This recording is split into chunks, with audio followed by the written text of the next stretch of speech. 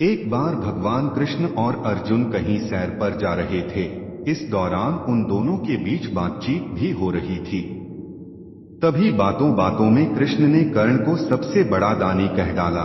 इस पर अर्जुन ने कृष्ण से कहा कि क्यों कर्ण को दानवीर कहा जाता है और अर्जुन को नहीं, जबकि दान अर्जुन भी बहुत करते हैं। यह सुनकर भगवान कृष्ण को अर्जुन में उसके अपने दान का अहंकार महसूस होता दिखा। तब कृष्ण ने कहा, तुम मुझे कल प्रातः मुझसे मिलना। जब अर्जुन उनसे दूसरे दिन मिले तो कृष्ण ने उनसे 2 पर्वतों के समूह में सोने के अकूत भंडार के बारे में बताते हुए कहा कि वे उनका सारा सोना गांव वालों के बीच बांट दें। तब अर्जुन गांव गए और सारे लोगों से कहा कि वे पर्वत के पास जमा हो जाएं, क्योंकि वे सोना बांटने जा रहे हैं। यह सुन गांव वालों ने अर्जुन की जय जयकार करनी शुरू कर दी और अर्जुन छाती चौड़ी कर पर्वत की तरफ चल दिए। 2 दिन और 2 रातों तक अर्जुन ने लगातार सोने के भंडार को खोदा और सोना गांव वालों में बांटा। इसी बीच बहुत से गांव वाले फिर से कतार में खड़े होकर अपनी बारी आने का इंतजार करने लगे। अर्जुन अब तक थक चुके थे।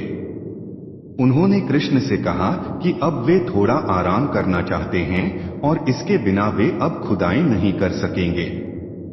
तब कृष्ण ने कर्ण को बुलावा भेजवाया और जब कर्ण वहां पहुंचे तो कर्ण से कहा कि कर्ण, आप इन सोने के भंडार को इन गांव वालों के बीच में बांट दें।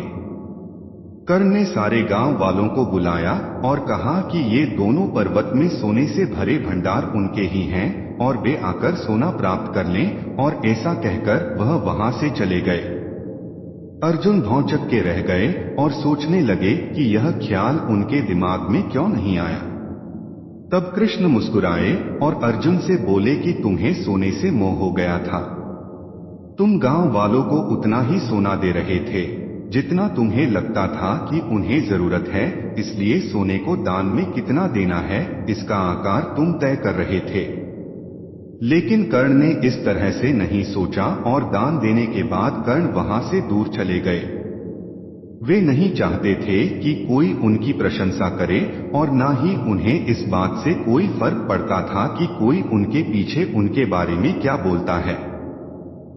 इस पर अर्जुन को अपने अहंकारी होने का पता चला और कृष्ण से कहा कि उन्हें आत्मज्ञान हासिल हो चुका है कि दान देने के बदले में धन्यवाद या बधाई की उम्मीद करना उपहार नहीं, सौदा कहलाता है।